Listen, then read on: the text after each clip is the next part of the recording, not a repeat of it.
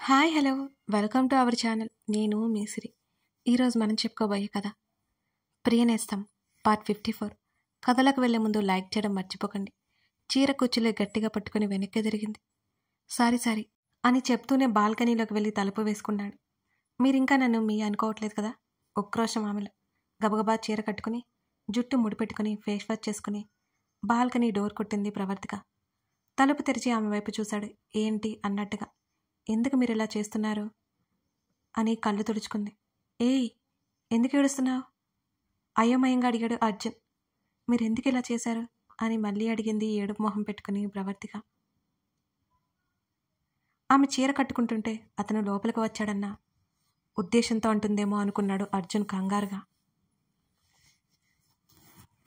Sorry నేను నిన్ను నిద్ర లేపడానికే వచ్చాను, అంతేకాని ఇంకేదో ఉద్దేశంతో కాదు అని ఆమెకు సర్ది చెప్పే ప్రయత్నంగా ముందుకు వచ్చాడు అర్జున్. ఆమె వెనక్కి తిరిగి గదిలోకి వచ్చేసి మళ్ళీ అతని వైపు చూస్తూ ఇంకేదో ఉద్దేశం అంటే ఏంటి అని అమాయకంగా ముఖం పెట్టి అడిగింది. ఏం చెప్పాలో తెలియట్లేదు అతనికి. జుట్టు చెరుపుకుంటూ అదేం లేదు, నేనేదో ఊరికే వచ్చాను అని అతను మాట మార్చేశాడు తడబడుతూనే. మీరు ఇలా చేస్తారని నేను అసలు అనుకోలేదు అని ఆమె మళ్ళీ ఏడుపు అందుకుంది. అప్పటికే అసహనంగా ఉన్న అర్జున్కి అసహనం పళ్ళు ఇంకా ఎక్కువైపోయాయి. ఆమె దగ్గరికి వచ్చి సున్నితంగా ఆమె చేతిని వెనక్కి మడిచి ఆమెను దగ్గరికి లాక్కుని, నువ్వు నా వైఫ్, నిన్ను అలా చూడడం తప్పేముంది? నీకు ఇష్టం లేదని మాత్రమే సారీ చెప్పాను. అయినా నేనేం చేశాను? అలా నిజంగా రావాలని అనుకోలేదు. దానికి ఏడుస్తూ కూర్చుంటావా అని అన్నాడు అర్జున్. మౌనంగా ఉండిపోయింది ప్రవర్తిక. ఏమైంది నీకు? వదలాడు ఆమెని. నాకేమీ కాలేదు, మీకే ఏదో అయింది.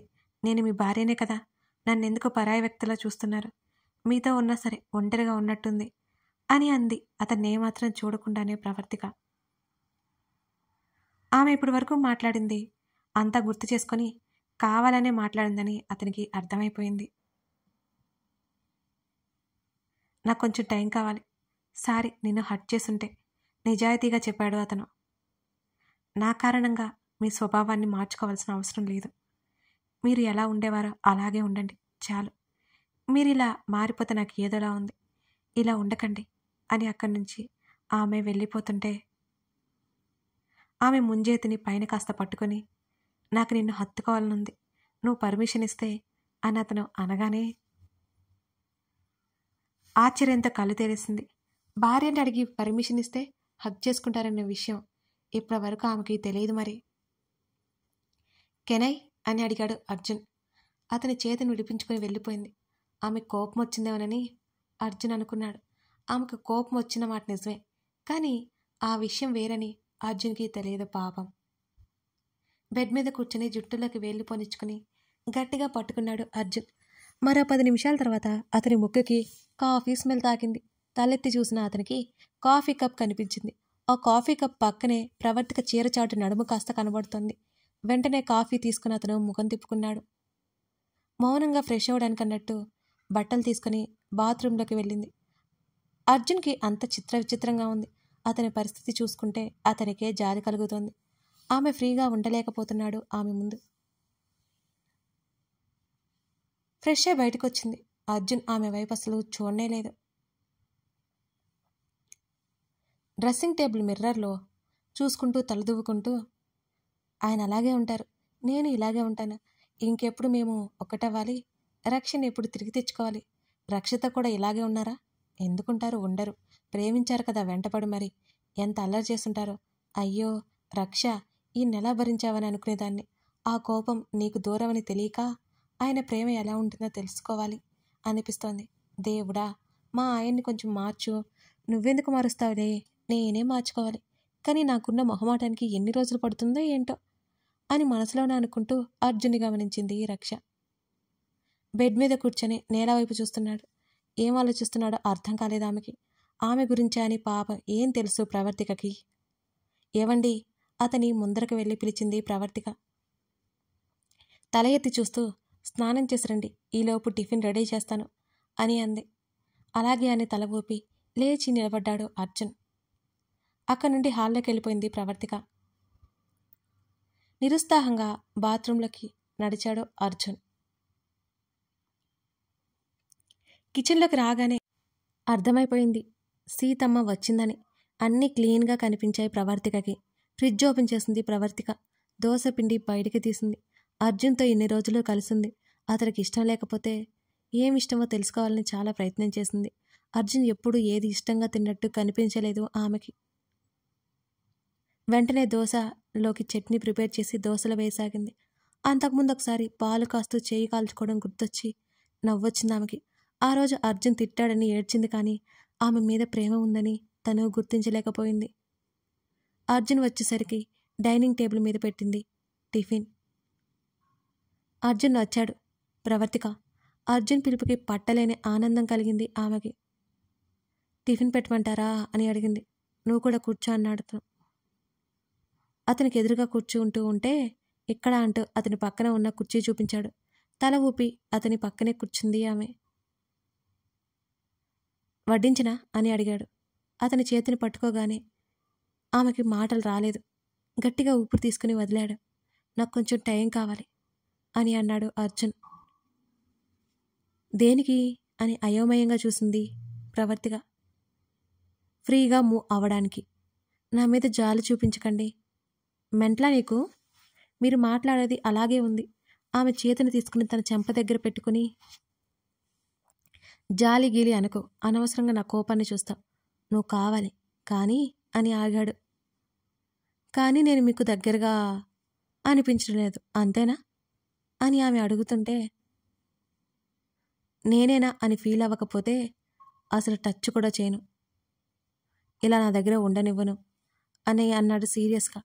నేను మీ హక్కు అండి, ఎలా చెప్పాలో తెలియట్లేదు అని తల కిందకు దించింది ప్రవర్తిక. అతని ముఖంలో సంతోషం వెల్లివిరిసింది. ఆమెనే చూస్తున్నాడు అతను. మీరు తాళి కట్టడం తప్పని నేను అనుకోవడం లేదు.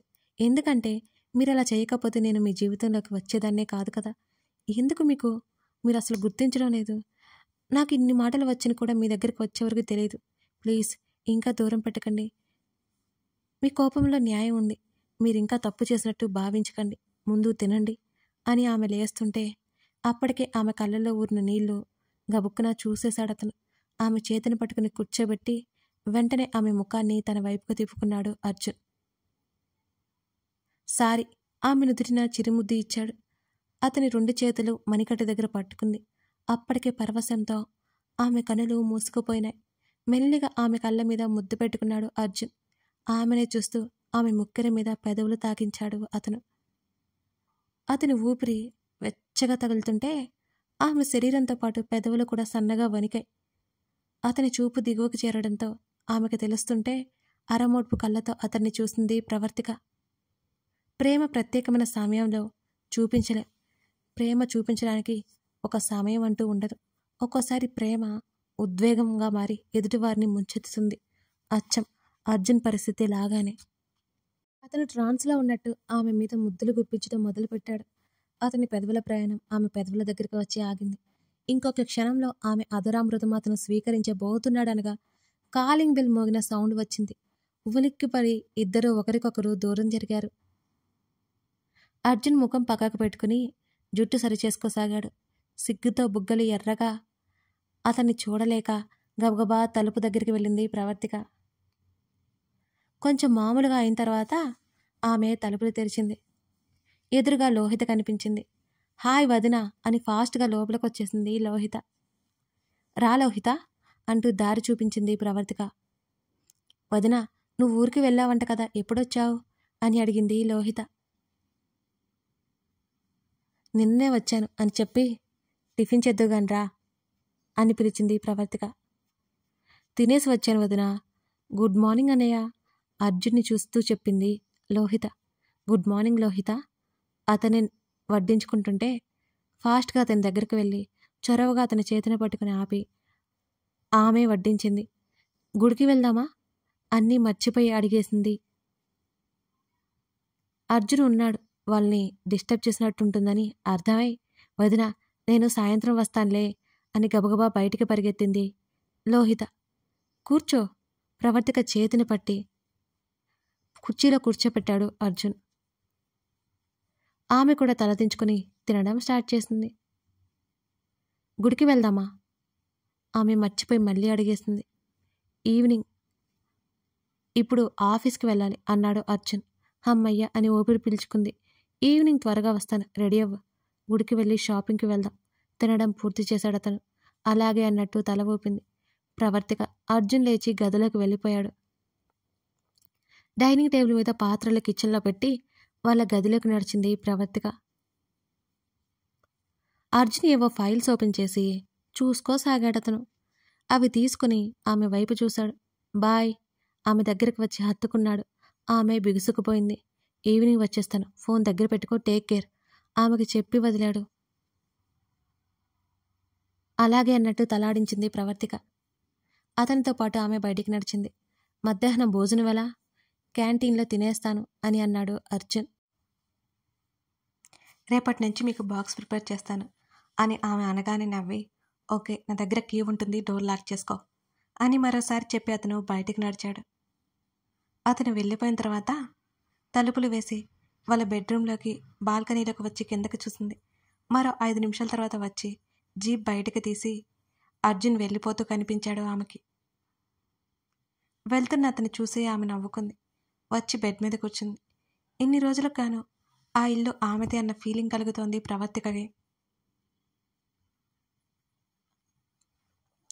సాయంత్రం త్వరగానే వచ్చేశాడు అర్జున్.